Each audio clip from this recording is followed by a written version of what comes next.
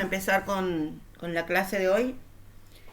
Eh, si hay alguien, yo creo que están todos, pero bueno, si hay alguien que no asistió al laboratorio del viernes pasado y no justificó, sepa que obviamente ha sido sacado de los grupos, ¿sí?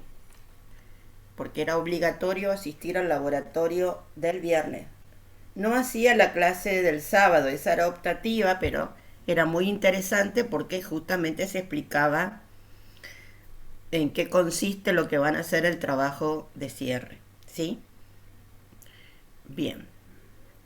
Eh, esta semana es la última semana para justificar, o sea, si hay alguien de ustedes que no ha justificado su falta del viernes, hasta hoy escucho correos y después ya no hay, no hay posibilidad, ¿sí?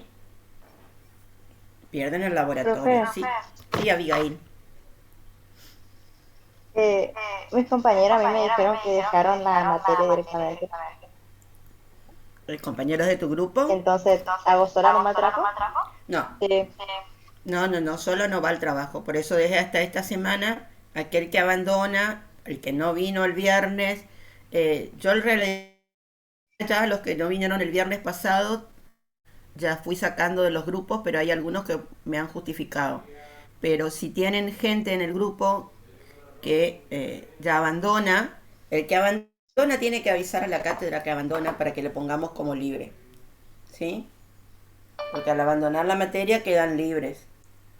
¿Está? Eh, sepan Ok. también, les voy a comentar algo porque parece que hay gente que está creyendo que está funcionando lo de exámenes libres que pasó el año pasado. Es decir, el año pasado había salido una resolución de decano donde aquel alumno que quedaba libre en la materia durante el 2020 podía presentarse a rendir libre dicha materia durante todo este año, con lo cual, con el ciclo, digamos, electivo 2021, que este ciclo termina en la mesa de marzo del año que viene. Esos alumnos que quedaron libres en el 2020 pueden rendir libre. ¿Está? Los que quedan libres este año ya no está más esa ley. Es solamente para los que quedaron libres el año pasado, no para los de este año. ¿Mm? O sea que si el año pasado no cursaron y cursaron este año y quedan libres este año, van a tener que recursar la materia. Así que por ahí tus compañeras están creyendo que estas compañeras o compañeros, ¿no? Están creyendo que eso les va a permitir rendir libre y no.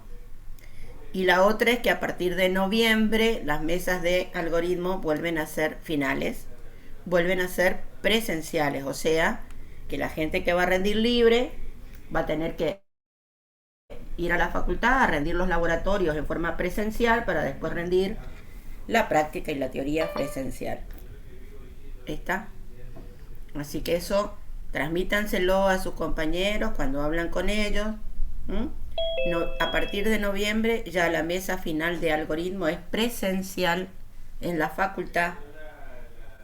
Solamente aquel alumno que está a más de 200 kilómetros de resistencia, que lo tiene que justificar con un certificado de la policía, algo tiene que justificar, va a seguir tomándosele virtual durante la mesa de noviembre-diciembre. A partir del año que viene ya es todo presencial y no hay justificación. ¿Está claro? Sí, profe. ¿Sí? Eso ténganlo en cuenta, chicos, porque ya estamos volviendo a la normalidad, digamos. De a poco vamos a ir volviendo a la presencialidad. El año que viene va a ser presencial las clases. Aquellos que no son de resistencia, vayan avisando a sus papás, ¿sí? Que van a tener que alquilar, no sé cómo hacer. Eso ya es problema de cada uno, ¿no? Ir a parar a la casa de un familiar, de un amigo, no sé. Pero ya el año que viene volvemos a la presencialidad. Bien. Digo esto porque hay más gente hoy participando en la clase que de la que yo tengo asignada en los grupos. O sea que hay gente que por ahí, fíjense, miren los grupos reestructurados, que está la lista de grupos reestructurados, capaz que están dados de baja. Y si no pueden entrar al aula, es porque ya fueron suspendidos, o sea, ya están libres. ¿Y por qué no se los suspende? Y porque hace más de 30 días que no entran al aula. Esa es otra de las condiciones de la materia. O sea, las condiciones que las pusimos desde el comienzo del año se siguen manteniendo, ¿eh? Eso ténganlo en cuenta. Muy bien. Hoy empezamos tema nuevo. Hoy vamos a empezar con recursividad. ¿Qué es la recursividad? La recursividad es una técnica, pero una técnica a nivel de acciones. Estuvimos viendo hasta ahora técnicas para programar a nivel de datos. Vimos los arreglos, vimos las listas. Esos son técnicas a nivel de datos, de cómo estructuramos un dato para que nos ayude dentro de un algoritmo a encontrar la solución de un problema. Pero ahora vamos a entrar a ver una técnica de acción, que ya vimos alguna, porque ¿se acuerdan cuando vieron la técnica de apareo? De cómo las dos formas de hacer un apareo de archivo, los ciclos incluyentes, los ciclos excluyentes, eso era una técnica también. Bueno, ahora tenemos otra técnica, un poco más compleja, no tan usada para la programación común, que es la técnica de la recursividad. Pero para que lo vean un poquito, esta técnica no es propia de la informática, no es propia de los sistemas. Es una técnica viejísima que se aplicó muchísimo en el ámbito de la matemática, se aplicó muchísimo en el ámbito de la propaganda, del marketing. Les voy a compartir unas... Esperen que voy a compartir las pantallas. 2 minutos. Les voy a compartir un montón de fotitos para que ustedes miren y ustedes puedan ver ejemplos. Vamos, esto a ocultar un rato, esto. 2 minutos. Bien. A ver. ¿Qué ven en esta foto? ¿La ven bien?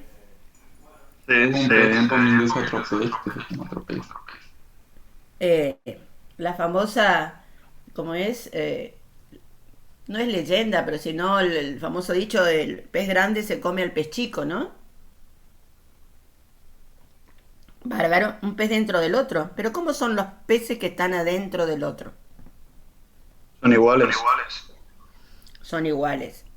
Son iguales y obviamente más pequeños, pues si no, no podría comerlos, ¿no?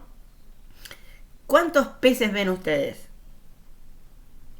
Estoy viendo 4, capaz y más, pero ni ojo ni ojo. 4. En realidad, uno podría decir que hay infinitos peces, pero como vos decís bien, yo no puedo ver lo que hay en la boquita del más chiquito porque es muy chiquito. ¿Sí? Por ahí es un puntito que tiene la forma de un pescadito. Está. A la visión humana solamente veo 4. Bueno, esta es una figura recursiva. ¿Qué podrían decirme entonces de la recursividad? No me vayan a decir que se come al pez, pero ¿qué es lo que ustedes notan?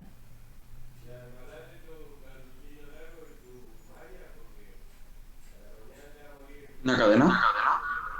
Una cadena, puede ser, sí. Hay una sucesión, si a eso lo llamas cadena, sí. Es una figura que a su vez contiene a sí misma más pequeña, que a su vez contiene a sí misma pero más pequeña. O sea, es una sucesión de la misma figura desde tamaños grandes, uno dentro del otro, hasta el tamaño más pequeño que la vista puede ver, ¿no? ¿Estamos de acuerdo? Sí. Bien. Todos están de acuerdo, pues yo siento la única voz de una persona nomás, ¿eh? Bien, vamos a dejarla por acá, esta figurita, para que la vean. Epa, La agrandé antes de... ¿Y esa?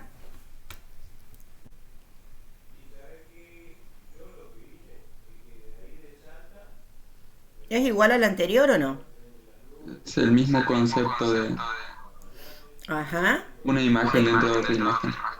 Una imagen mayor y todo lo que se ve en esa imagen vuelve a estar en la caja, es la imagen de una caja que vuelve a estar en la imagen de la caja, y obviamente acá ya ni se nos ocurre mirar la cajita más chiquita porque es imposible, ¿no es cierto?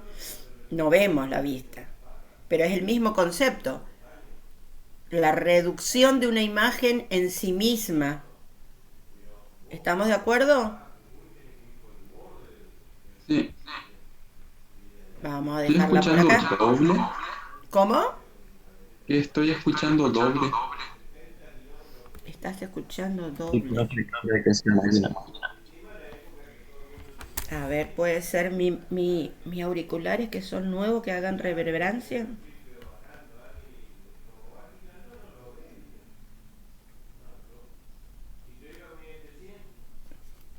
A ver, ¿y ahí me escuchan doble? Ahí le escucho bien. No, pero a usted no se le escucha doble, profe, sino que nosotros. Ah, bien, perfecto. Bueno, acá tengo otro ejemplo. Este es bastante distinto al anterior. No es tan una imagen dentro de otra imagen, sino, a ver si descubren qué es.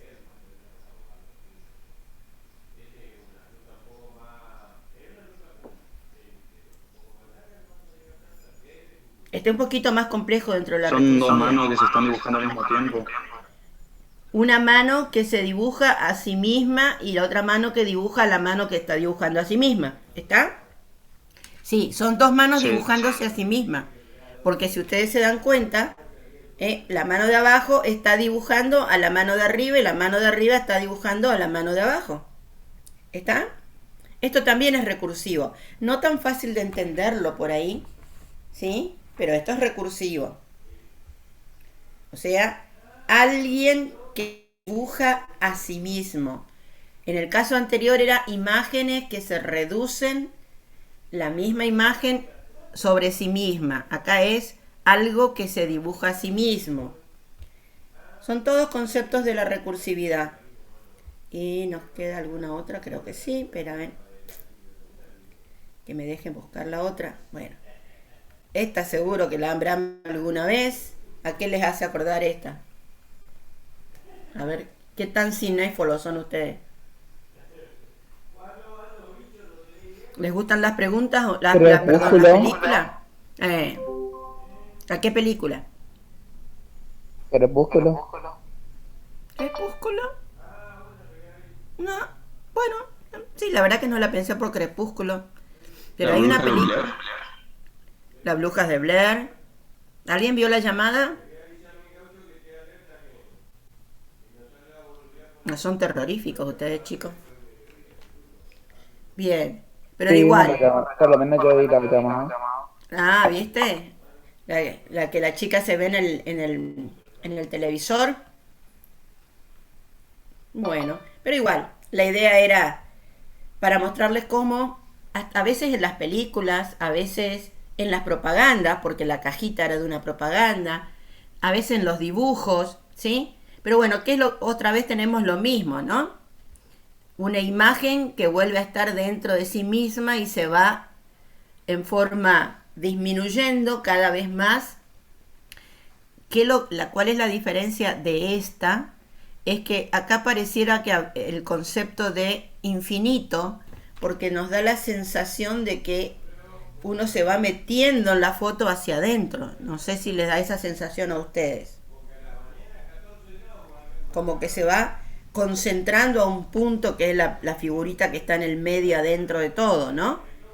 Un punto de concentración, una tendencia de la imagen a la concentración. Bien, esto es recursividad. Se usa muchísimo en el cine por ahí para películas de terror. Y nos queda una más que está acá abajo. Ay, esperen que está. La voy a sacar nomás, si no, no me va a dejar ver. Epa. No la había abierto, parece. Bueno, deme 2 minutos, ya la abro. Nos queda una más que es muy común. No, no era esta. No. ¿Dónde está? Esta. Esta se ocupa mucho para los pintores, ¿m? Para los cuadros. La recursividad fue de alguna manera el origen de la perspectiva de los cuadros. ¿Esta es recursiva o no? ¿Qué dicen ustedes? Eh, sí, Es un fondo de pantalla que tiene así mismo. Claro, para ver la recursividad yo lo que tengo que mirar acá es más difícil entender el dibujo, como en lo que era en la caja o lo que era en el pescado, pero mírenlo en forma separada. Ustedes tienen los laterales y los techos y pisos, y si ustedes miran, cada lateral, supongamos lateral derecho, la barrita blanca, que se va achicando cada vez más hacia el punto del centro, o los techos, que lo mismo, el dibujo que hay en el borde arriba es el mismo dibujo que va concentrizándose hacia el medio, o lo mismo el punto de abajo. O sea, es como que tenemos 4 pedazos de recursividad, pero todos convergen, ¿sí?, hacia un punto central mediante la reducción del dibujo. Bien. ¿Estamos hasta acá?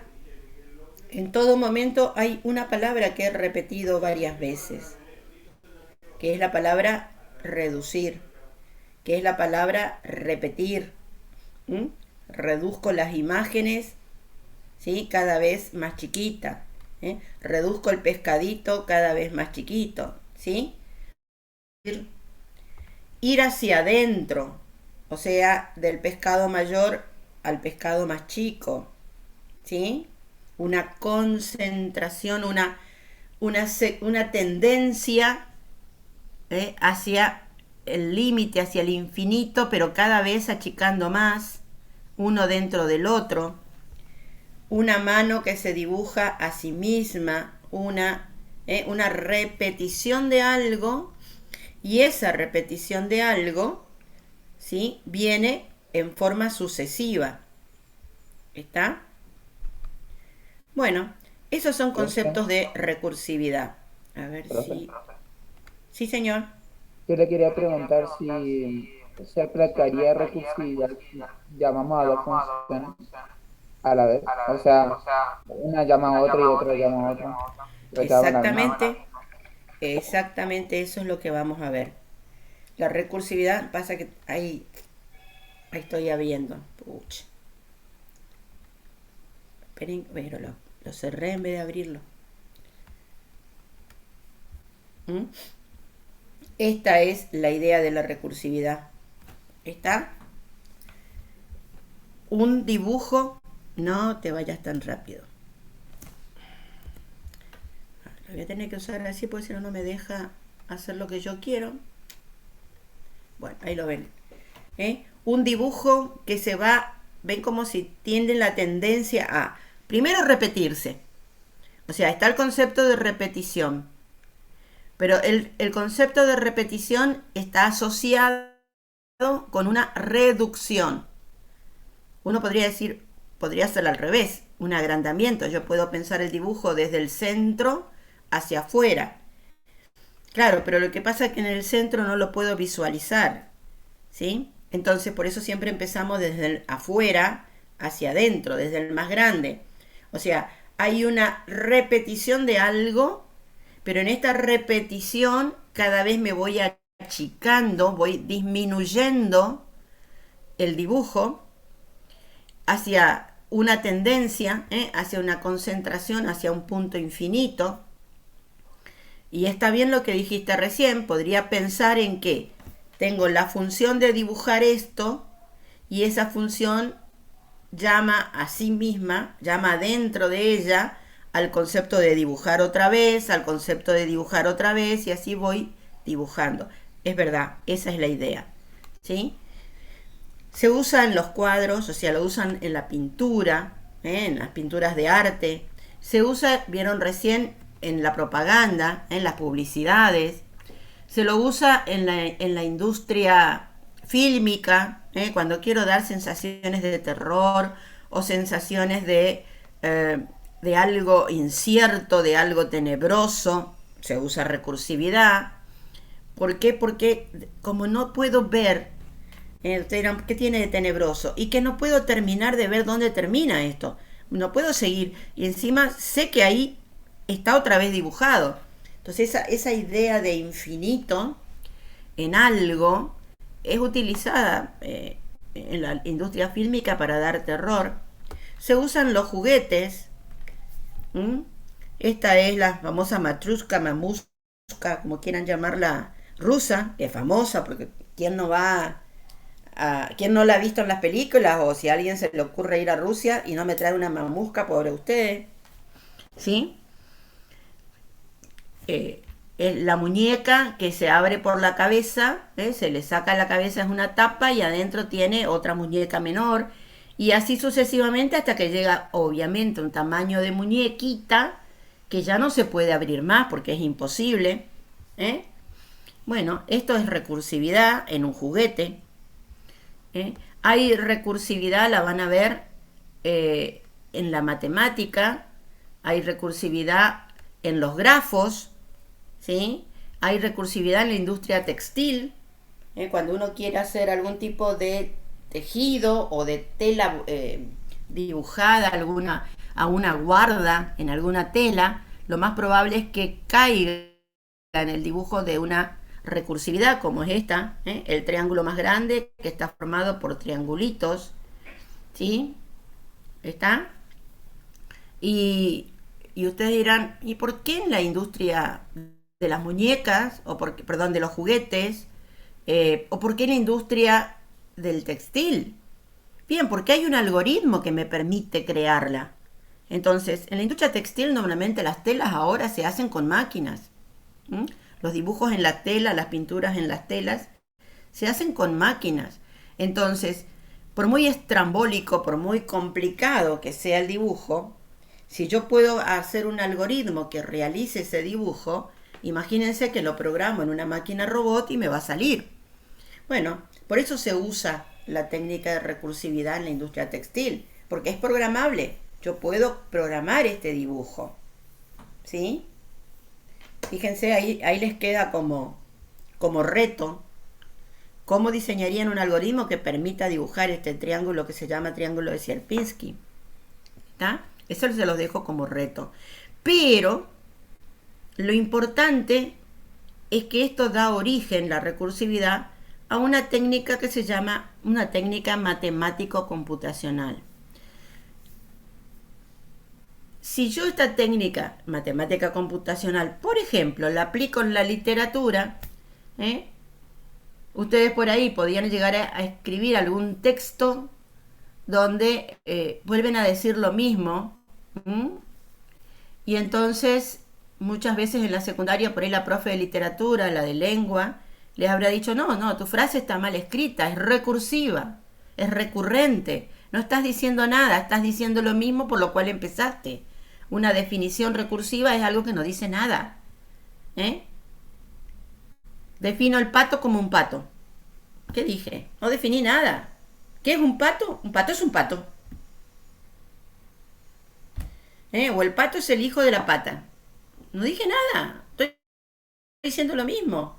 ¿Sí? Es recursiva esa definición. Bien. O sea, no es válido la literatura, la recursividad.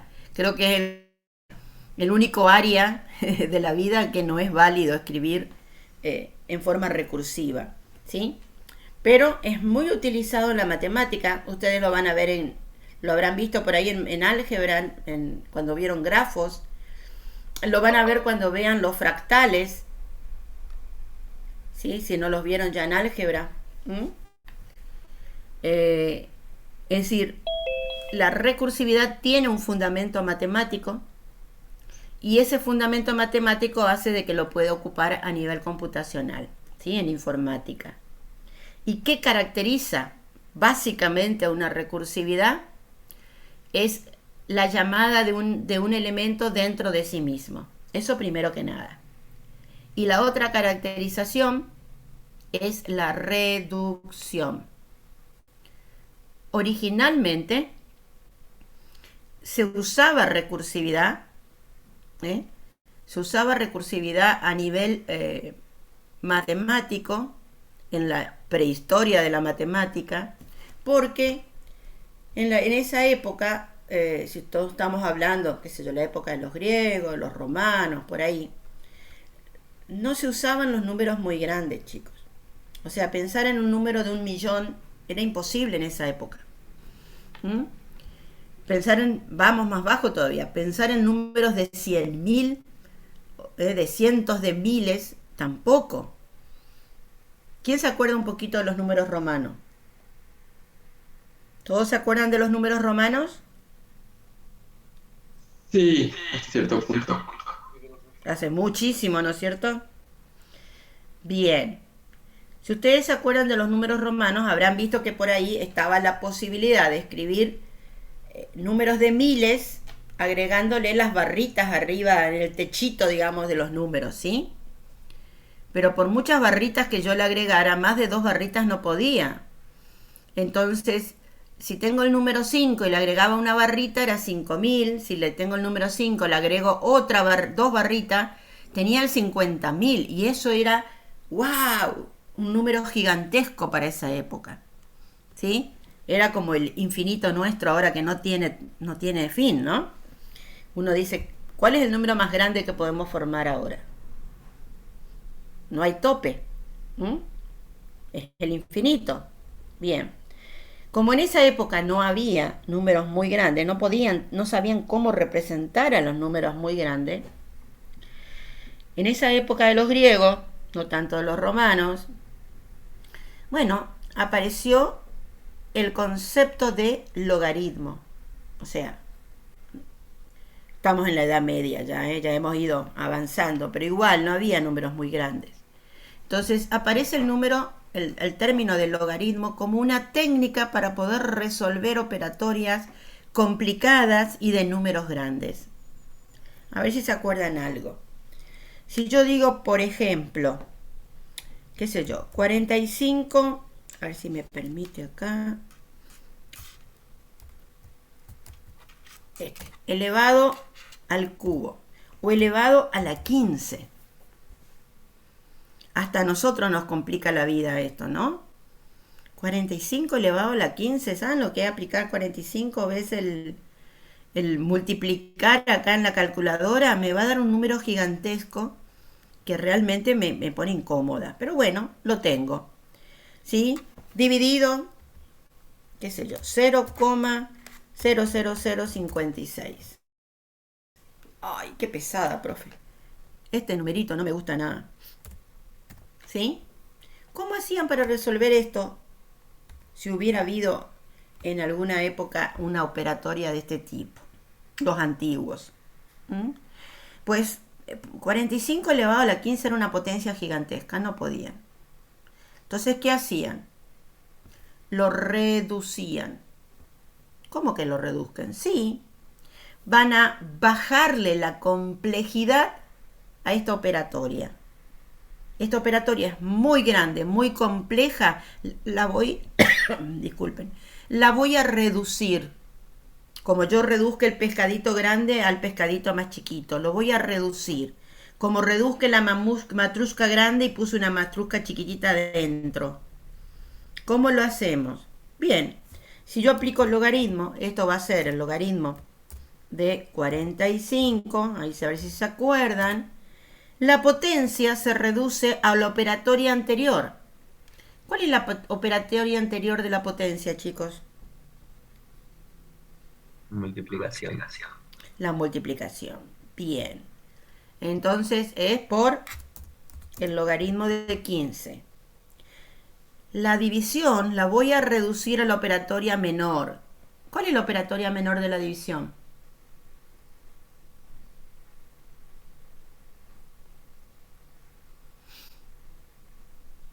Ajá, ¿Y la ¿qué pasó? multiplicación dijo? ¿Cómo? ¿Cómo dijo? ¿Cómo repetir? ¿Cuál es la operatoria menor que la división? La resta. Correcto. O sea, si yo sumo sucesivamente, llego al producto. Si hago producto sucesivo, llego a la potencia. Si yo resto sucesivamente, llego a la división. Si divido sucesivamente, voy a llegar a la radicación. ¿Está? Ese es el orden de las operatorias. Es el orden inverso justamente de cómo tengo que resolver. Si a mí me aparece una división, la voy a resolver antes que una resta o que una suma, justamente porque son de nivel jerárquico mayor. ¿Sí? Entonces va a ser menos el logaritmo de... No puedo poner el menos adelante, disculpen. Lo voy a tener que poner así. Tengo 3. Logaritmo de menos 3. Y ahí viene el número, perdón, vamos a poner logaritmo así nomás. 0.00056. ¿Está? Que va a ser menos 3, y algo seguro.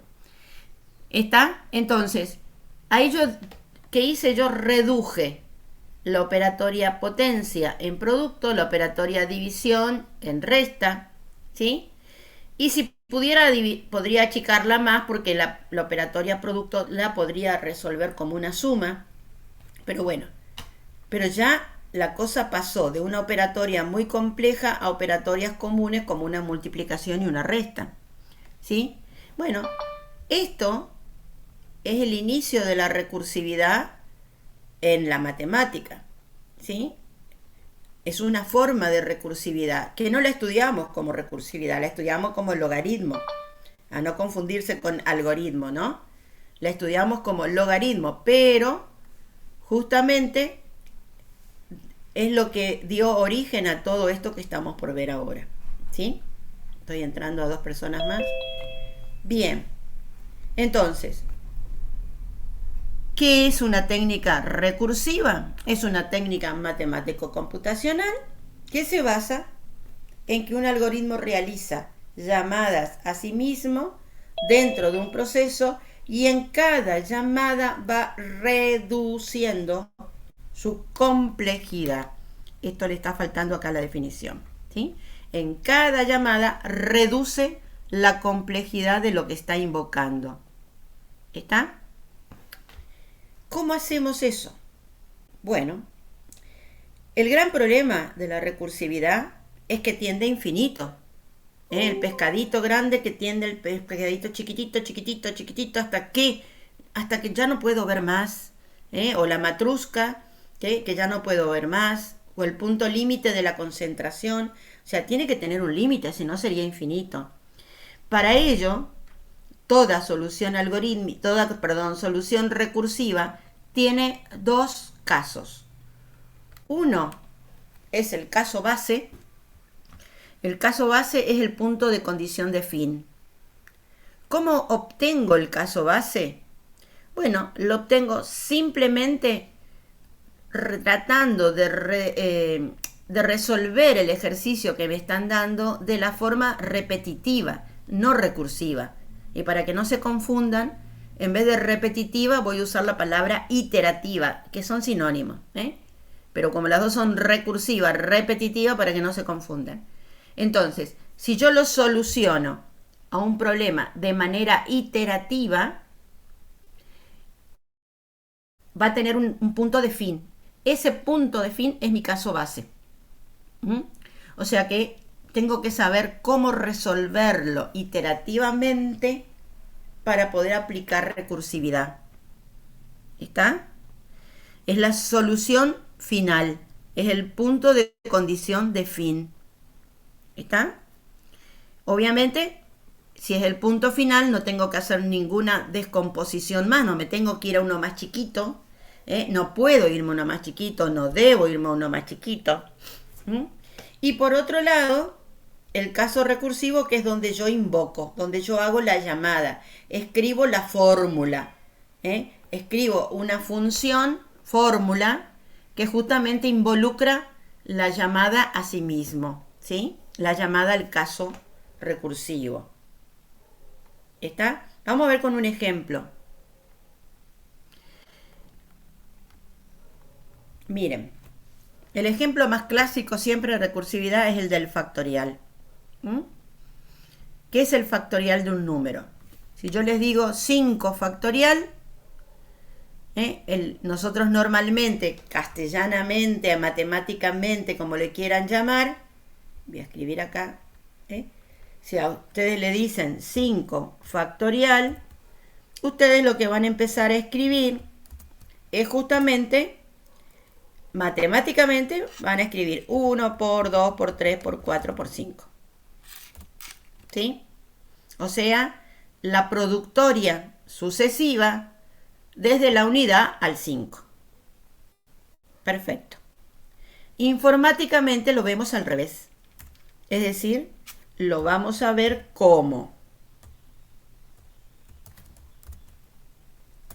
el mismo número 5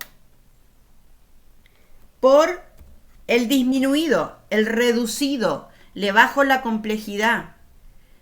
El hallar el factorial de 100 es mucho más complejo que hallar el factorial de 5. O sea, tengo que reducir el número para bajarle la complejidad. Por lo tanto, en vez de poner 5 y poner todos los números, lo voy a poner por 4, pero como se tiene que invocar a sí mismo, le vuelvo a poner factorial de 4. ¿Está hasta ahí? ¿Está entendido hasta ahí? Es decir, Sí, profe. parto de un número, parto de una operatoria, la operatoria es factorial, por lo tanto la vuelvo a invocar a la operatoria, pero cuando la invoco, cuando yo invoco esa operatoria, esta operatoria aparece disminuida. ¿Está claro? Sí, profe. Bien, entonces, ahora como me vuelve a aparecer el 4 factorial, ¿qué ocurre entonces? Yo ahora tendría que decir qué es el 4 factorial. Y el 4 factorial, ¿a qué va a ser igual? Al mismo número 4 y voy a aplicar recursividad. Si aplico recursividad, tengo que volver a ocupar la operatoria factorial, pero reducida. ¿A quién? A un número menos. El 3. ¿Está? Bueno, si yo ahora sustituyo acá arriba, lo que estoy diciendo es que es 5 por, en vez de poner el 4 factorial, voy a poner 4 por 3 factorial. Pero el 3 factorial, ¿qué es? Los escucho.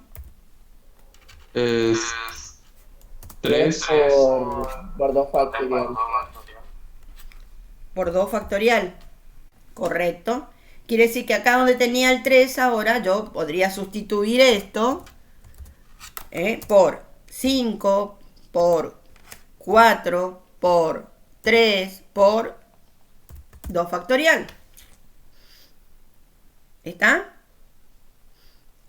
Y así sucesivamente la jugada está que si yo ahora reemplazo el 2 factorial tendría 5 por 4 por 3 por 2 por... Ay, lo puse abajo. No, porque esto se quedó acá. Esperen. ¿Sí? Por 1 factorial. ¿Está? Y el 1 factorial directamente es 1 o es 1 por 0 factorial. El problema con el 0... El problema con el 0 es que si yo pongo 0 factorial, tendría que decir que el 0 factorial es 0 por el factorial de menos 1 si sigo reduciendo. Pero ustedes saben que si yo obtengo un 0 en un producto, ¿qué pasa? Se vuelve 0 toda la operación. Se vuelve 0 toda la operación. Bien. Entonces, ¿qué hubo que hacer? En realidad, el 0 no es un número muy viejo. El 0 es un número bastante moderno. Aparece con los árabes recién. Entonces, antiguamente el 0 no existía. Era hasta el 1 la escala. Ni existían los negativos. Los negativos son modernos. ¿sí? Entonces, cuando se definió la función factorial, no se la definió hasta el 0, sino se la definió directamente hasta el 1. Y cuando apareció el 0 hubo que modificar esto, entonces lo que se hizo es, se llegó a una convención matemática, a una convención matemática que diga que justamente esta convención matemática dice que el factorial de 0 es 1. Y es una convención porque si yo aplicara la propiedad de las factoriales, en realidad tendría que poner 0. ¿Sí? Entonces, esto es una convención matemática, chicos. De manera tal que cuando yo voy a sacar el factorial, podría llegar a decir que mi caso base, es decir, en qué momento termino, no puedo seguir más. Bueno, el momento en que termino es que cuando yo obtengo un número 0, como el 0 tiene por convención al resultado 1, ese es mi caso base. Para otros autores, que no quieren saber nada con el 0, dicen que en realidad el caso base es el 1. Uno podría decir, bueno, mi punto de límite es cualquiera de los dos, o es el 1 y ya está, y se acabó, no llego nunca al 0. Es válido, ¿sí? Pero bueno, si yo resolviera esto iterativamente, o sea, si yo resuelvo el factorial en forma iterativa, lo voy a resolver con un ciclo para. Acá no lo estoy haciendo recursivo, lo estoy haciendo iterativo. Lo resuelvo con un para que va de 1 hasta n. Si tengo 5, 5, de 1 hasta 100, de 1 hasta 1000. Y como es una productoria, ¿qué voy a hacer? Voy a necesitar una variable acumuladora, que es la que me permite multiplicar por sí misma, y esa variable acumuladora, a diferencia de la contador, la tengo que poner no en 0, sino en 1, porque si no me anularía todo. Así que esa es digamos que ahí puse la convención esta que estamos hablando. Factorial de 0 es 1, comienzo en 1. Ese es mi caso base. ¿Sí? Y fíjense que voy de 1 a n, o sea, lo que hoy les dije al principio, nosotros matemáticamente o normalmente hablando, voy a volver por un número más chico, si yo digo factorial de 3, y bueno, lo voy a resolver como 1 por 2 por 3. Eso lo haría humanamente, ¿no? A diferencia de lo que voy a hacer recursivamente, que va a ser ir al revés. ¿Está?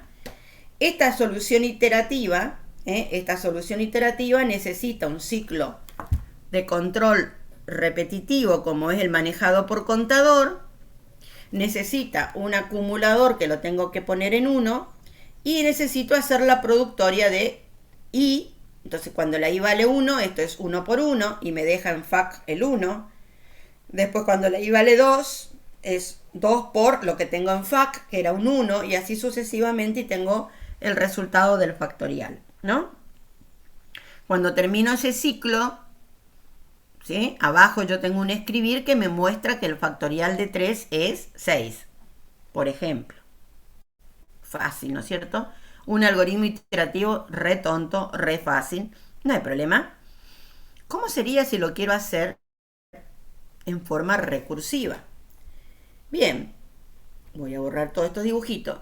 Para hacerlo en forma recursiva yo tengo que tener en cuenta varias cosas. Espere, que me deje volver. Primero, tengo que averiguar cómo se resuelve el caso más pequeño, que es la respuesta no recursiva. Eso es el caso base. Y como les dije recién, puede haber más de uno, ¿no?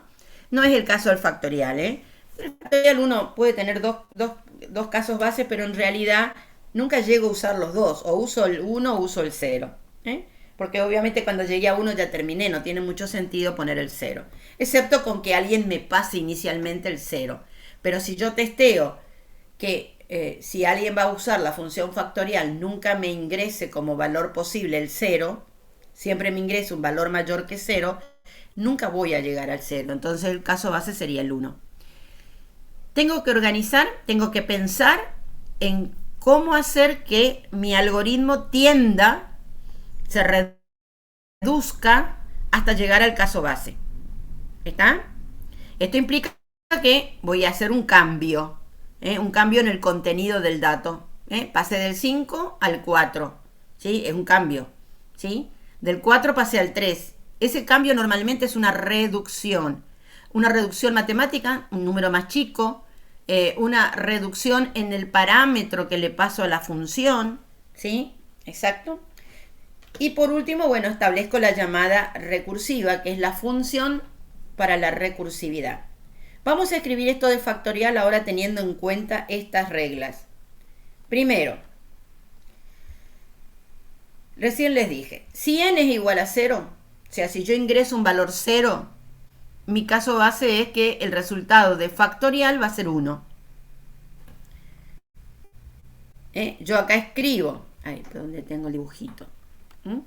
Yo acá lo que hago es escribir el nombre de la función es n factorial, y digo que n factorial va a ser igual a, bueno, va a ser igual a 1, este no es el que quería, va a ser igual a 1 si va a ser igual a 1 si n es igual a 0. O, caso base, ahora voy al recursivo. ¿Qué les dije recién? En la recursividad yo tengo que achicar n-1 factorial. Tengo que achicar el problema. Entonces, el problema de n factorial, se va a resolver como el producto de n por la reducción, y eso lo escribo dentro del paréntesis, n-1. ¿Está? Va a llegar un momento, y por supuesto la duplicidad de la llamada, de la invocación. Si yo no tuviera el símbolo de factorial acá de vuelta, esto no sería recursivo. O sea, parto de una operatoria factorial, tengo que volver a invocar a la factorial. ¿Está? ¿Y esto para cuándo? Bueno, para cualquier n que sea distinto de 0. Como no estamos trabajando con los negativos, obviamente la condición es que n sea mayor que 0. Bien, ahora esto lo llevamos a un algoritmo. El algoritmo, una vez que yo logré hacer este planteo o definición formal de una solución recursiva, el algoritmo es re simple, tonto, si se quiere decir. Vamos a mirarlo para que lo vean. Esperen que tengo que borrar todo esto porque si no me queda todo. Vamos a cómo es el algoritmo. Miren, ese es el algoritmo recursivo. ¿Qué cambié del algoritmo? Desapareció mi para. Ya no tengo más el para. He cambiado el para. He cambiado el para por un condicional simple. Perdón, alternativo, pero por un condicional. ¿Sí? Reduje. Fíjense cómo. No solamente voy a reducir el número, porque acá factorial va a ser de n-1. No solamente voy a reducir el argumento que le voy a pasar a la función, sino que también reduzco la complejidad. Eso que hacíamos con el logaritmo. Pasé de potencia a producto. Paso de un para, de un condicional de una estructura de control iterativa a una estructura condicional. Paso a un sí. Mucho más simple. ¿Está? Ya no es más repetitivo. Dejé la iteración. No es iterativo. Ahora es simplemente condicional. Y ustedes dirán, pero ¿y entonces dónde está? Bueno, la repetición que veíamos antes, ahora la vamos a tener en esta frase. ¿Sí? Factorial va a ser igual al número que le estamos pasando por, y ahora vuelvo a invocar a la misma función, por eso es función, a la misma función factorial, pero hoy tenía n y ahora le voy a pasar n-1. ¿Está? ¿Cómo funciona esto dentro de la máquina? Bueno, ustedes tienen acá representado. Fíjense que cuando hicimos la definición formal, pusimos el caso base y el caso recursivo. El caso base va a ser en la primera pregunta del sí y el caso recursivo es en lo contrario. El caso base en la pregunta por el sí y el contrario, el caso recursivo. Y se me acabó mi algoritmo. O sea que si yo planteo perfectamente la definición formal, ya tengo el algoritmo escrito. Por eso es tan importante hacer este planteo o definición formal. ¿Cómo funciona esto dentro de la máquina? Bueno, la máquina va a ser, supongamos tomamos factorial de 3, la máquina va a decir 3 por y va a invocar al factorial de 2. ¿Está? Va a invocar al factorial de 2 y el factorial de 2 es 2 por, va a invocar al factorial de 1, que es 1 por factorial de 0, va a invocar al factorial de 0. Pero claro, cuando invoca al factorial de 0, le dice que 0 es 1. Vuelve hacia abajo, ¿sí? O sea, en cada invocación baja. Baja a donde fue llamada y dice 1 por 1 es 1. Tiene el resultado, baja 1 por 2 es 2. Baja 2 por 3 es 6 y ahí tengo el resultado. O sea, voy a crear, la máquina va a crear una pila de llamadas. ¿Pila? ¿A qué les hace acordar la pila? Ya vimos esta estructura de pila. ¿Cuándo la vimos? ¿En listas? En listas. ¿Se acuerdan que yo les dije, las pilas nosotros no las usamos, pero la máquina las usa internamente? Bueno, cada vez que ustedes están invocando a un factorial más pequeño, la máquina lo que está creando es nuevamente la fórmula en una pila. ¿Y por qué en una pila? Porque justamente lo que hace es apilar. Si le puse el factorial de 4, arriba de él va a invocar al factorial de 3, arriba va a invocar al factorial de 2, va creando una pila. ¿Y qué pasaba con la pila? ¿Cómo se resuelve una pila? El último, el de más arriba, se va desapilando hasta llegar al primero, al origen.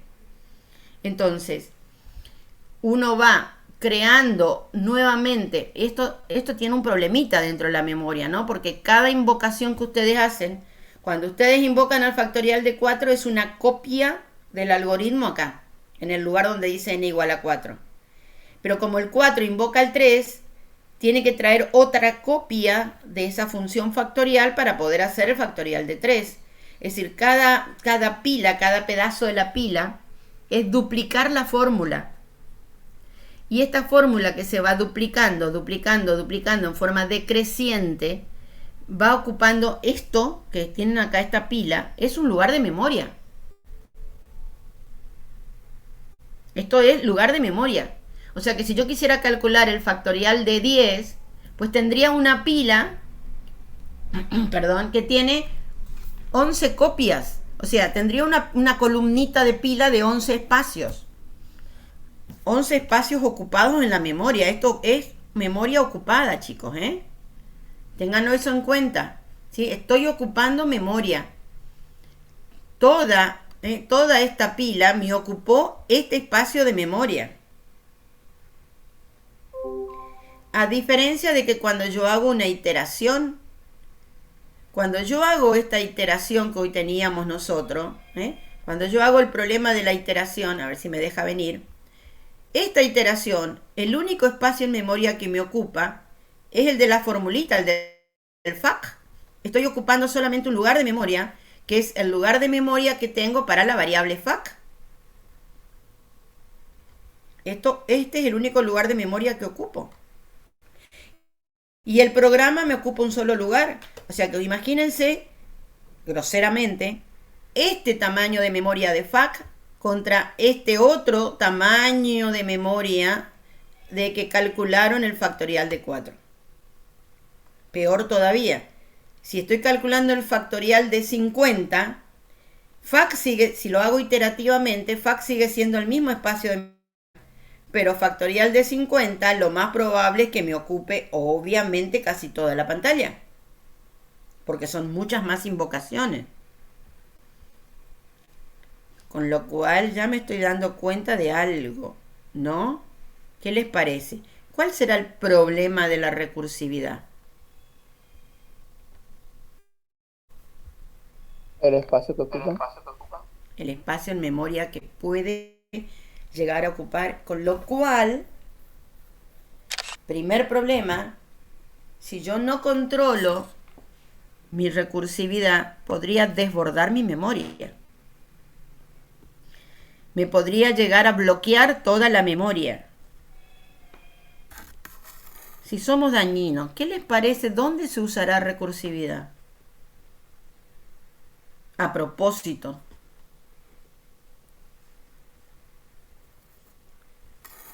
Para romper una computadora. Para llenar la memoria de una computadora. ajá. ¿Y quiénes llenan la memoria o quiénes nos quieren hacer daño? Ah, para un servidor. Para un servidor, ponerle querés entrar y querés apagar un servidor, llenar la memoria y usar recursividad. Bueno, pero ¿para qué? ¿Qué sería eso que estás haciendo? En los virus, en los... Los virus, los hackers, corre. Bueno, no los hackers, porque los hackers la idea es que entren y que nosotros no nos enteremos que entran, ¿no? Pero un virus a distancia, yo quiero hacer daño en una máquina, ¿sí? Un virus normalmente se programa con recursividad, de manera tal que cuando se dispare, se multiplique como el COVID, ¿sí? Infectando en forma, no que el COVID común, el delta, progresivamente vaya haciendo daño. ¿Está? Habría que ser biólogo a ver qué pasa con el delta si el delta no usa recursividad dentro. Pero bueno, no soy bióloga. Pero, ¿entienden cuál es el problema, Para chicos? mí tendríamos... Sí. Este es Para mí le poníamos un ejecutable del Valorant y le ponemos una recursividad infinita y no... Claro, aunque no sea infinita, no necesitas... con que vos intentes hacer fíjate el ejemplo del factorial, es una función muy tonta, pero si vos le ponés un factorial de 100, de 50, se te desbanda toda la memoria porque está invocando 51 veces en un algoritmo. Entonces, si vos tenés una memoria chiquitita, o no digamos, no es un servidor, sino una memoria común de una computadora común, enseguida se te bloquea la memoria. Se te bloquea, es impresionante cómo come memoria. Es como el Pac-Man, ¿sí? Come memoria como loco.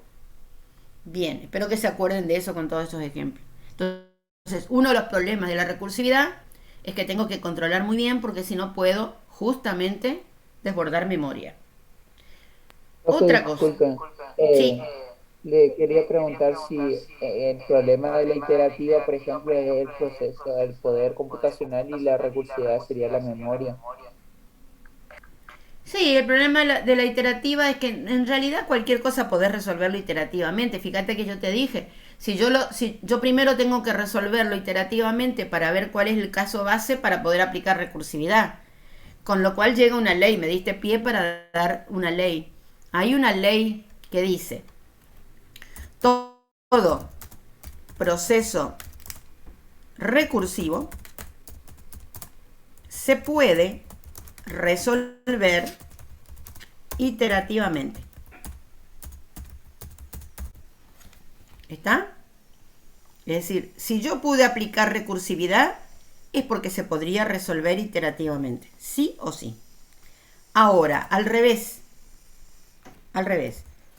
todo proceso iterativo, quise poner iterativo, no siempre se puede hacer recursivo.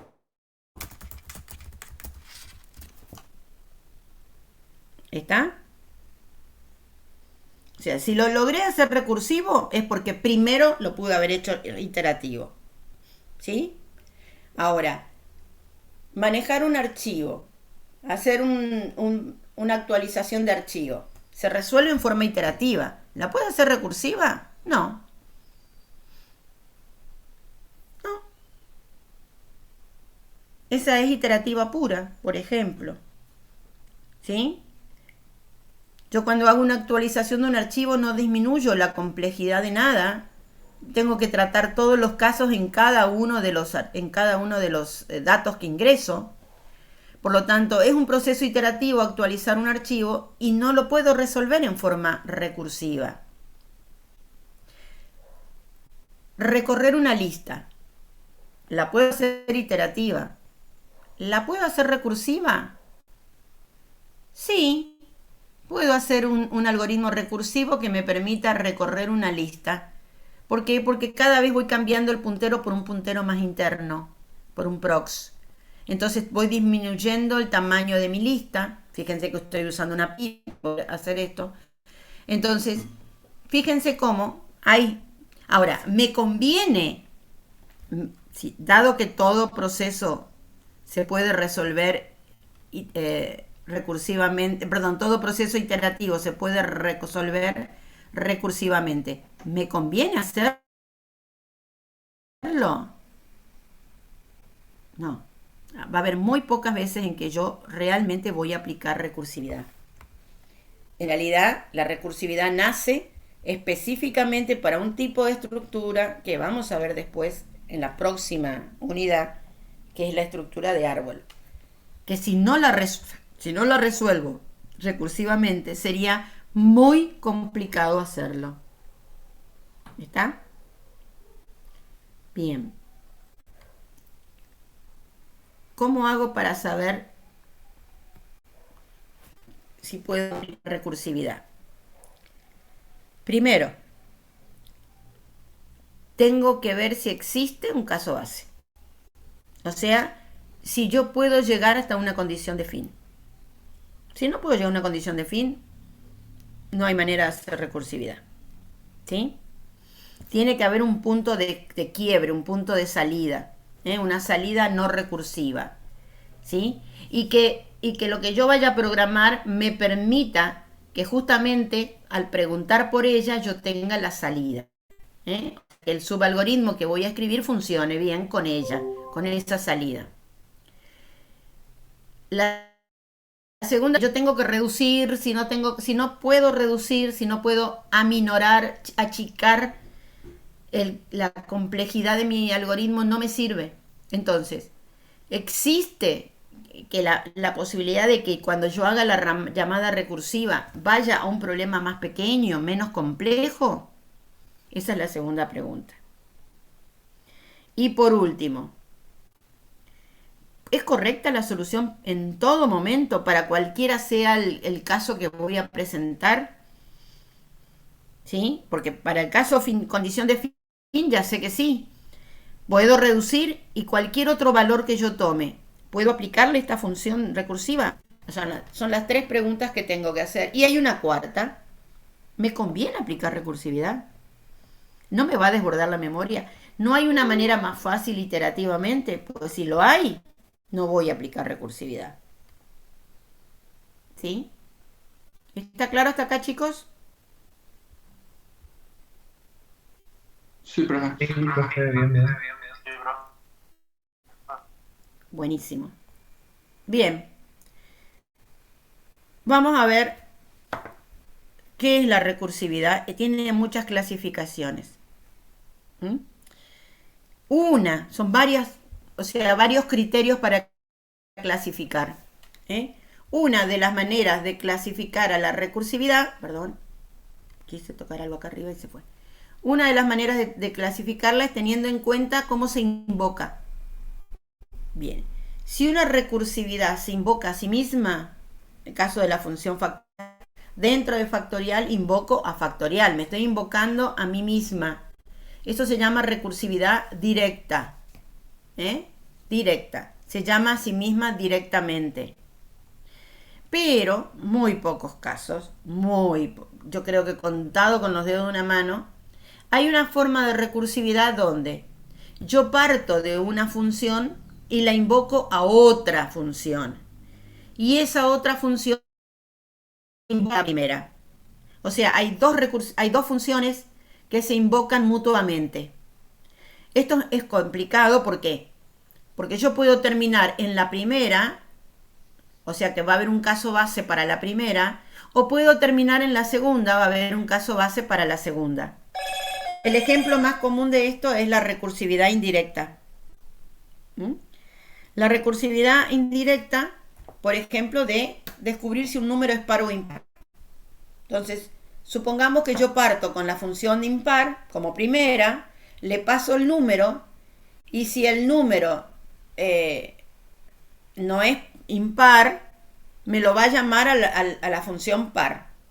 Y la función par me va a decir que como el número justamente es par, me devuelve y me termina ahí. ¿Sí? Una invoca a la otra. Ahora, dos funciones para decir si un número es par o impar, ¿no era más fácil? ¿No les parece a ustedes que era más fácil directamente preguntar si el número mod 2 es igual a 0? Entonces, ¿qué pasa cuando la división termina en 0? La división por 2. Es par. Es par. O sea, ay, caramba, digo. Entonces, es par, ¿sí? Y por lo contrario, es impar, punto. Con un simple sí y una operatoria mod, ya está. Y no necesito escribir dos funciones, una que invoque a la otra, tener cuidado que no me desborde la memoria. No tiene mucho sentido. Bueno, de cualquier manera existe. Se llama justamente recursividad indirecta o mutua. Eso es una de las clasificaciones, ¿no? La gran clasificación, o sea, es directa o indirecta. Esa es la primera. Ahora, también la puedo clasificar en función a dónde va la pregunta, dónde coloco el sí. Esperen que, ay, me está dibujando algo y yo quiero salir de acá. ¿Sí? Vamos más abajo. Denme un minutito a ver si me deja bajar. Pero más que ir ahí, voy a ir al grafiquito este que es más fácil. Fíjense dónde está el sí en cada una de estas, funciones.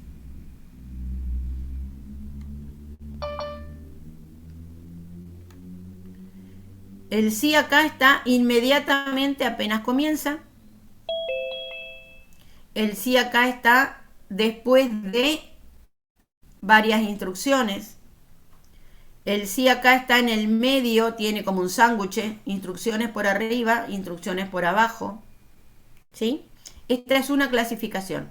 O sea, todas estas tres conforman una categoría. Es decir, puedo ser recursividad de cabeza. Recursividad de cabeza significa que apenas comienza mi algoritmo yo ya tengo el sí. Recursividad de cola. No. Antes del sí tengo instrucciones. O recursividad intermedia, tengo arriba del sí y abajo del sí instrucciones. ¿Está? Esta es una categoría. Ojo, esto se junta con lo anterior. Es decir, yo puedo tener una recursividad directa de cabeza, una recursividad directa de cola, o una recursividad directa intermedia. ¿Está hasta ahí? ¿Quedó entendido? Sí, profesora. Está claro, son dos categorías distintas, ¿sí? Son dos subclasificaciones, si quieren llamarlo. Y por otro lado, hay otra categoría, vamos a cambiar de color. Hay otra categoría que es, yo puedo tener varios sí, ojo que terminan, varios sí dentro del algoritmo recursivo. Tengo dos sí. Podría tener 3, podría tener 4, podría tener 5. ¿Cuándo ocurre esto? Bueno, esto ocurre cuando tengo varios casos bases y que son totalmente disjuntos, o sea, separados. Bueno, si tengo varios casos bases, posiblemente lo que tenga, varios sí, y al tener varios sí, lo es una recursividad múltiple. ¿Está? Y ahora vuelvo otra vez. Puedo tener una recursividad directa que sea de cabeza y que además sea múltiple. O puedo tener una recursividad directa que sea de cola y a su vez sea múltiple. ¿Está? O sea, esta es otra categoría. Y también puedo llegar a tener una recursividad anidada. Bueno, ay, ¿por qué no? Esperen un poquito, vamos a borrar este que me mostró mal. ¿Cuál es la recursividad anidada? La recursividad anidada es aquella donde tengo un solo sí, pero adentro de ese sí tengo 2 veces la invocación a la misma función. Ejemplo de esto va a ser Fibonacci, por ejemplo. Esto es una recursividad anidada. No es lo mismo que la múltiple. La múltiple son sí separados y estos son 2 veces la misma función dentro de un solo sí. Esto es otra categorización. Y entonces, obviamente, puedo tener una directa de cola anidada. O una directa de cabeza anidada. Y ahí tendría Fibonacci. ¿Sí? Ejemplos. Esta es la clasificación de las funciones recursivas. ¿Quedó claro hasta acá, chicos? Esta clasificación la tienen acá explicada, ¿no? Ahí les dice, según el modo en que sea la llamada recursiva, puede ser de cabeza, de cola, intermedia, múltiple o anidada. Pero, acuérdense, las tres primeras se pueden dar no juntas. O sea, no puede ser de cabeza, de cola, intermedia al mismo tiempo. O es una o es otra.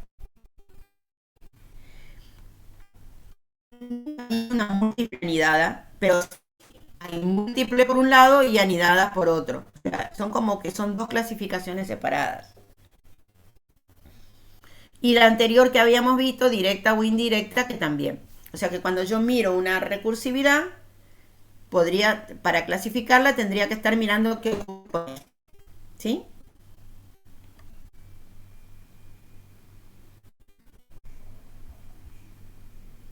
Entonces, ¿por qué vamos a usar algoritmos recursivos?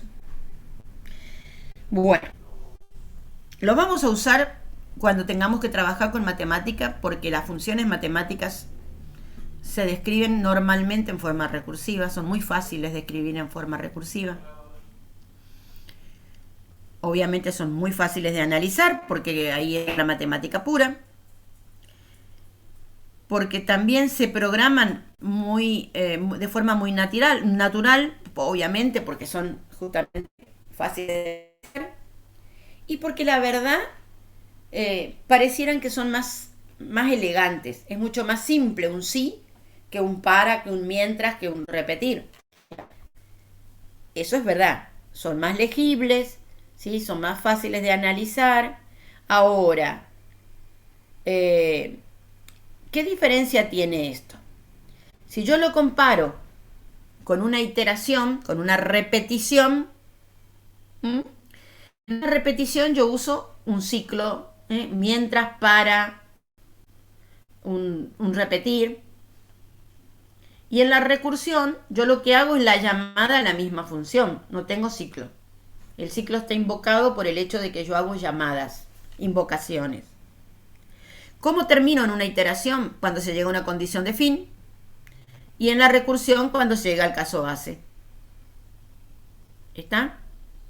Ahora, denme un minutito a ver si está el por qué no usar. Que no sé dónde lo puse. No, aparentemente no está acá. Bueno. ¿Cuándo no uso recursividad?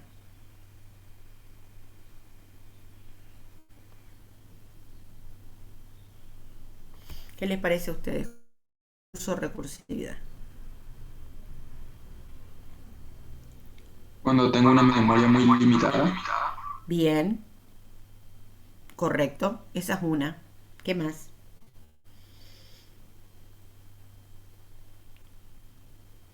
Cuando el proceso sea más lento.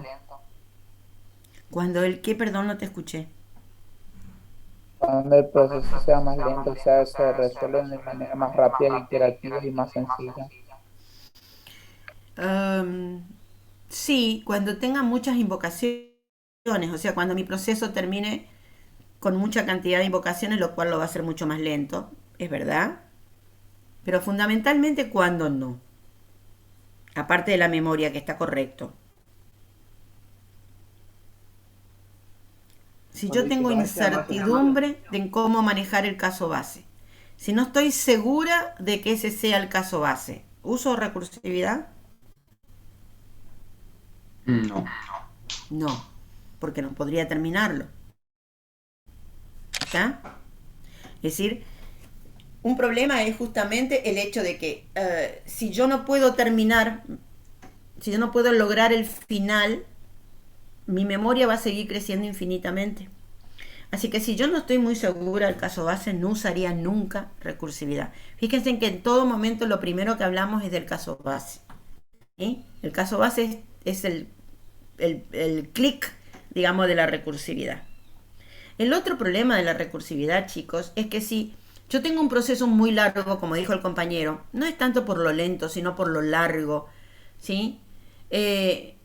Y en algún momento se me corta el proceso. Cuando yo tengo un proceso iterativo, en el proceso iterativo, en cualquier momento que se me corte, factorial, que lo llamé acá, va a tener el resultado de hasta dónde llegué. ¿Sí? La i va a tener el valor hasta donde llegué. O sea, si tenía que ir la i de 1 a 100 y cuando estaba en 50 se me cortó el proceso, en la memoria mi i va a quedar con el valor 50 y factorial va a tener toda la multiplicación que tuve desde 1 hasta 50. ¿Sí? La productoria. Ahora, si a mí se me corta en un ciclo recursivo, como en la recursividad yo invoco, pero no veo nada hasta que no termina, ¿sí? Es decir, fíjense que si a mí se me corta acá cuando estoy calculando el factorial de 2, tengo signos de pregunta, no tengo ningún resultado. ¿Está?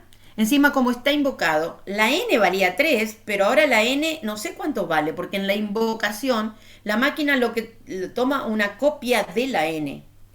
Entonces, bueno, si se me cortó, estaba haciendo factorial de 100 y se me cortó en 50, no tengo nada. No tengo nada. Tengo todos signos de pregunta en todos los lugares. En cada una de las mini programas tengo signo de pregunta, no tengo resultados. Yo tengo que llegar hasta el caso base para poder desapilar y obtener resultados. ¿Está? Entonces, si es muy largo mi proceso, porque tengo muchísimas invocaciones, aparte de que va a ser lento, ¿sí? La iteración va a ser más rápida, aparte de que va a ser más lento, el problema es que si pasara algo, me quedé sin nada. Totalmente tiempo perdido, ¿sí? Mientras que en la iteración, si se pasa algo, yo puedo hacer un dampeo de memoria, puedo mirar la memoria y tomar resultados parciales. ¿Qué es la verdad en la práctica? ¿Vale la pena? No, en la práctica lo que voy a hacer es largar el programa de vuelta, eso es verdad. No voy a estar perdiendo tiempo mirando la memoria, ¿no? No, eso se hace para cuando uno está estudiando, pero después en la práctica en realidad se me cortó un programa. Ah, pero yo llegué hasta el ejercicio, hasta qué sé yo, hasta el registro 50. Voy a empezar de 51, mentira. Vuelvo a empezar. ¿Se acuerdan lo que era actualización secuencial? Es lo mismo. No voy a mirar hasta donde llegué. No, empiezo de vuelta con los archivos de vuelta. Todo de vuelta. Es todo el tiempo pérdida. Así que eso es verdad que no voy a hacer mirada de memoria. Pero si uno quisiera en algún momento mirar qué pasó en la memoria, bueno, en la iteración yo puedo tomar datos de la memoria. En la recursión no tengo nada. En la recursión quedaron todo vacío porque lo único que hice fue invocar. ¿Sí? Así que el grave problema con la recursividad es el desbordamiento de la memoria si no controlo bien el caso base y si no puedo determinar perfectamente el caso base, que mi algoritmo no termine nunca. ¿Sí? O sea que, si bien es mucho más simple el algoritmo, más bonito, porque uso un si, no uso un para, no uso un mientras, no uso un repetir, siempre es un condicional y que, ojo, lo vamos a ver cuando veamos árboles, no siempre es un condicional alternativo. Por ahí es un condicional simple, ¿sí? Y por ahí si uso varios casos base podría llegar hasta tener un condicional múltiple. Pasa que cuando uso un condicional múltiple, en realidad voy a terminar con un esquema muy parecido a lo que habían visto ustedes acá hoy cuando les mostré lo que es el múltiple, ¿sí? En vez de hacer un según, voy a hacer varios sí, separaditos. Pero bueno, digamos que estoy reduciendo de un ciclo de control repetitivo, iterativo, mientras para y repetir, a un simple condicional, a una estructura de sí. Sí simple, sí alternativo, sí según, pero es un condicional. Reduje muchísimo la complejidad. Mi único drama es la memoria. ¿Hasta ahí está claro?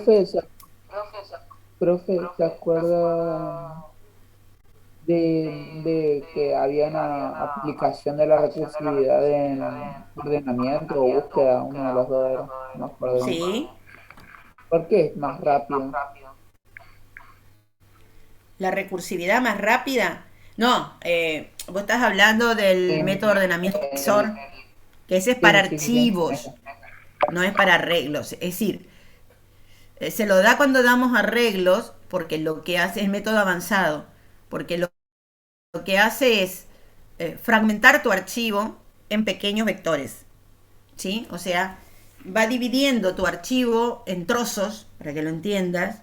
Cada trozo lo carga en un vector en memoria, lo ordena ese vector, después el trozo ordena todos los trozos y después lo que hace es como que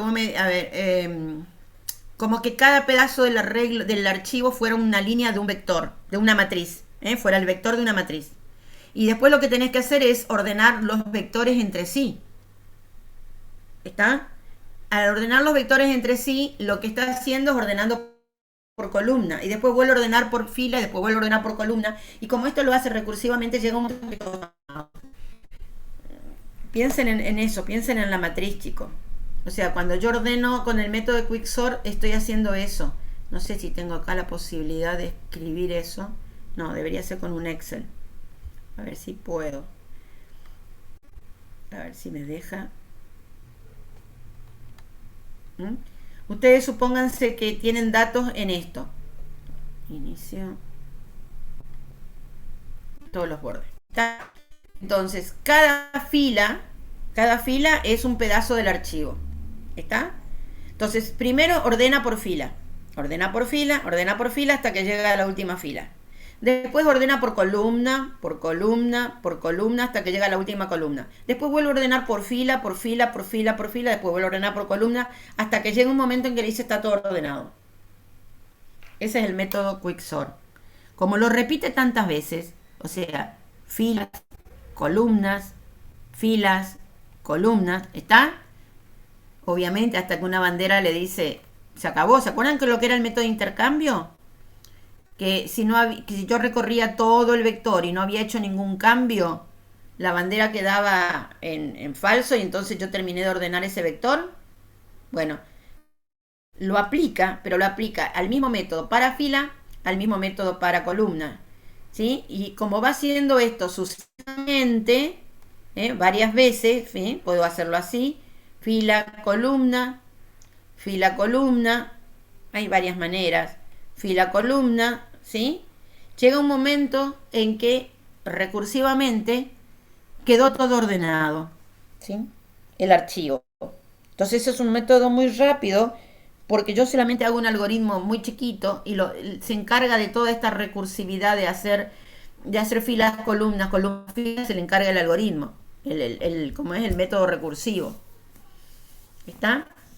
Ahí es muy veloz, ahí es muy veloz. Pero porque estás ordenando un archivo que de la otra manera, si vos aplicaras cualquiera de los otros métodos, ya sea el de selección o intercambio, tendrías que recorrer todo el archivo para ver quién va en el primer lugar, ¿sí? Todo el resto del archivo para ver quién va en el segundo lugar y así sucesivamente. Entonces, si es inserción, si es selección, ¿no? Entonces, en ese caso el Quicksort, que usa recursividad, es sumamente rápido. Profe, ¿usted no se refiere a arreglos? Claro, por lo que hace es arreglo, pero lo que hace el método Quicksort en realidad es un método avanzado, no se aplica en vectores, se aplica en archivos. Y lo que hace es fragmentar archivos, cargar los pequeños vectores de una matriz y entonces ahí aplica el método. O sea, el Quicksort lo vas a aplicar cuando tengas, por ejemplo, también lo podés aplicar en una matriz, pero no una matriz gigantesca, una matriz de, qué sé yo, 5000 por 5000, una matriz gigante. En esa, el método de ordenamiento Quicksort es rapidísimo. Porque es lo que hace cuando trabaja con archivos. Fragmenta los pedazos de archivo en distintos vectores. Con punteros, con índices. Ya vamos a ver.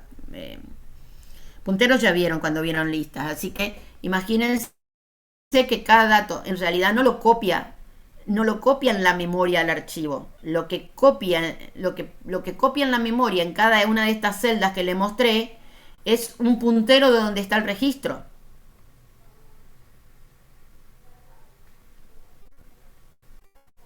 ¿Está? Lo que va copiando en la memoria en cada una de estas celdas es el registro 1 en qué lugar está. Es un puntero. El registro 2 en qué lugar está. El 3 en qué lugar está. El 4. Y después ordena. Entonces lo único que hace es cambiar punteros de lugar. ¿Sí? Al cambiar los punteros de lugar, bueno, el que estaba en el lugar 1 ahora es el puntero 15. Entonces ya sabe que el dato 15 tiene que venir en el primer lugar. Entonces intercambia después. Registro con registro. Entonces ocupa poca memoria porque lo que está usando es punteros. A pesar de que ocupa memoria, no ocupa todo el archivo. Ocupa solamente una dirección de memoria, un byte. Entonces, obviamente que es rapidísimo. Pruébenlo. Tienen el Quicksort por ahí escrito, así que pruébenlo. Van a ver que es rapidísimo. Bueno, acá tienen otro ejemplo de búsqueda binaria, que este es la búsqueda binaria, perdón, otro ejemplo de recursividad directa, que es la búsqueda binaria, por ejemplo. La búsqueda binaria se puede hacer en forma recursiva. ¿Por qué? Y porque voy achicando. Siempre que pueda achicar, que pueda reducir, puedo aplicar recursividad. Ustedes acuérdense que en la búsqueda binaria yo lo que hago es ir reduciendo pequeños intervalos. Por lo tanto, es recursiva. ¿Sí? Y hay otro ejemplito que lo vamos a dejar ahí nomás planteado, que se usa mucho, que son este jueguito. Las torres de Hanoi. ¿Sí? Las torres de Hanoi lo que hacen es que yo tengo tres pilas. En una pila tengo un montón de discos que van disminuyendo de tamaño. Y la idea es pasar todos estos discos a la última pila, pero a esta última pila sin romper, solamente puedo pasar de a uno y tengo que mantener la pila con esta misma forma de jerarquía, ¿no? O sea, no es que voy a poner el más chiquito abajo, ¿no? El más chiquito tiene que venir arriba. Entonces, ¿cómo hago? Bueno, tengo que ir pasando a un lugar intermedio, después volver. Bueno, este es un juego recursivo. Se programa en forma recursiva. Tiene ciertas leyes. Estas leyes son justamente de que yo no puedo, miren, están escritas acá. Tienen que estar, el movimiento es que yo solamente puedo pasar un disco y los discos siempre tienen que estar ordenados de mayor a menor. Entonces, si yo paso el más chiquito acá, No puedo poner el que le sigue, verde clarito, arriba de él. O lo voy a tener que poner en el otro lado. ¿Y cómo hago para pasar el otro después? Bueno, paso el chiquito acá arriba, puedo. Y así voy a ir haciendo intercambios. Y en cada intercambio voy a mover de manera tal que siempre se me mantenga el disco más chiquito arriba del más grande. Nunca puede haber uno más chiquito abajo. ¿Sí? Ahí tienen una dirección para ver cómo funciona esto. Pero además, bueno, esto lo vamos a ver la próxima clase con todas las otras diapositivas que faltan y vamos a ver varios problemas más de recursividad.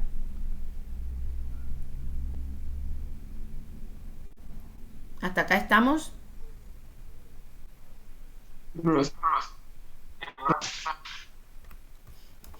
Quiero ver si... Denme 2 minutitos. A ver, ¿dónde está? Se me fue acá. Denme 2 minutitos para ver si esto funciona.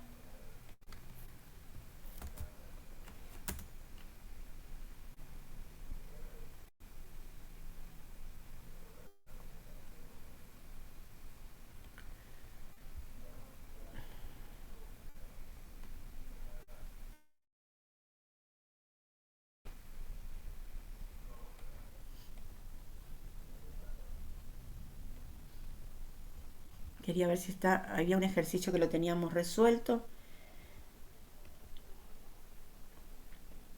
Este es serie de Fibonacci.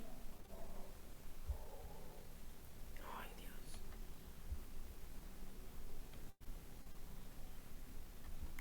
Les muestro este para que lo tengan como ejemplo. Lo tenía en otra filmina, pero se ve que esa no la copié.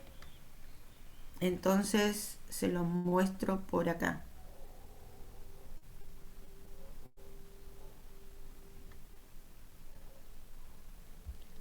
A ver si me lo deja mostrar. Ahí está. Bien. Este es otro ejemplo, chicos. Lo tenía en una filmina, pero se ve que no cargué. Por eso estoy buscando dónde estaba. ¿Qué es la epa? Bueno, no te vayas. Ufa.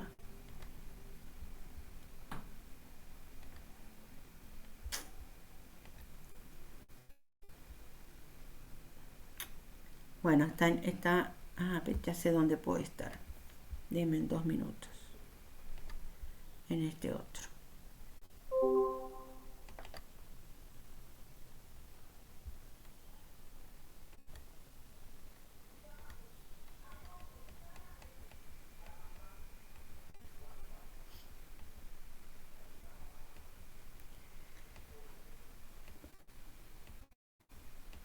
A ver si lo encuentro a mi...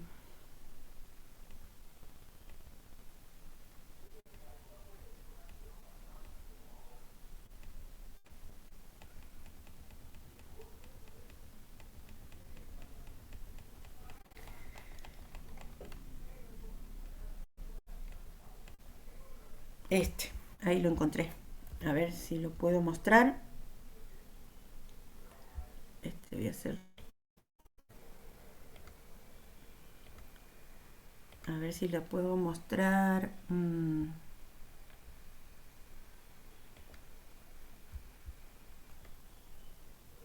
me diga que se me fue.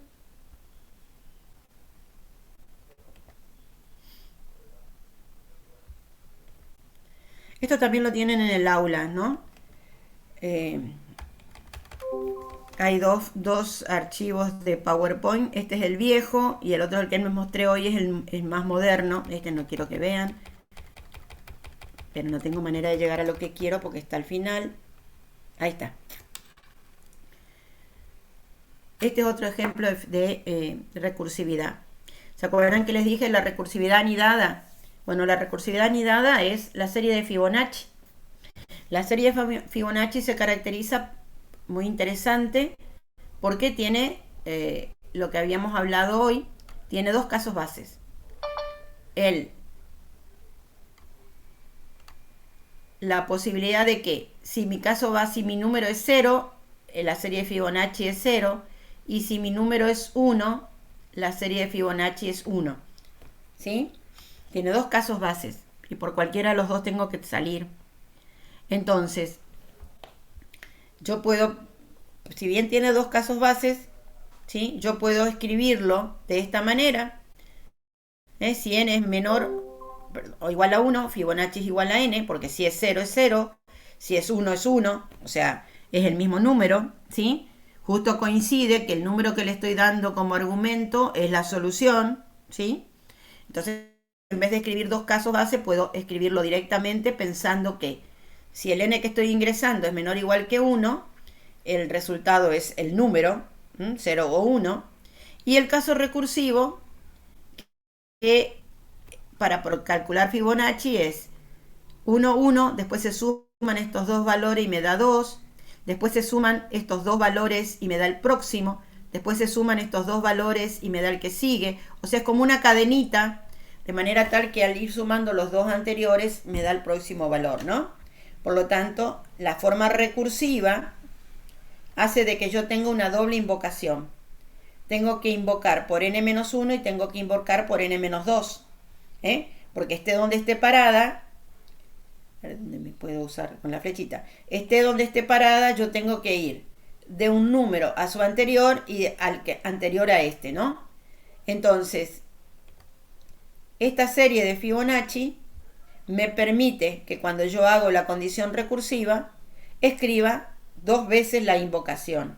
Y esta es una forma recursiva anidada, ¿sí? ¿Por qué no me deja avanzar ahora? Ahí está. ¿Ven? Entonces, si yo quiero calcular el Fibonacci de 3, tengo que llamar al Fibonacci de 2 y al Fibonacci de 1. El Fibonacci de 2 me va a dar la invocación al Fibonacci de 1 o al Fibonacci de 0, y el Fibonacci de 1 me da 1 directamente. Entonces, después se suman los valores y yo tengo 1 más 0, 0, perdón, 1 más 0, 1 más 1, 2. Esta es la manera de trabajar. Es decir, se va armando como una rama, la serie de Fibonacci se va armando como ramas de decreciente. Y después, cuando llegan a los valores de 1 y 0, se suman todos los valores. Esta es la serie de Fibonacci. Y esto me permite al trabajar con una fórmula. Fíjense, este es un código ineficiente. Si yo hago el Fibonacci de 100, esto que toma 50 años de dar resultado, se pueden imaginar que no lo probé, ¿sí? Si no hace 100 años tendría que estar, hace 50 años tendría que haber estado trabajando. Esto dicen los autores, pero calcular el Fibonacci de 100, como va llamando, invocando y va armando como las ramas de un árbol, tarda tanto que si yo lo resolviera iterativamente, obviamente si lo voy a resolver iterativamente tengo un mientras, acá tengo un while, mientras que la n sea mayor que 2, porque si la n no es mayor que 2, yo ya tengo el resultado, que era 1 y 1, el primero de Fibonacci es 1, el segundo de Fibonacci es 1, entonces el nuevo va a ser 1 más 2, y así sucesivamente. Esta es la forma iterativa. Esta forma iterativa toma rapidísimo, en cualquier momento calculo el valor de Fibonacci, mientras que si lo hago iterativamente tarda mucho.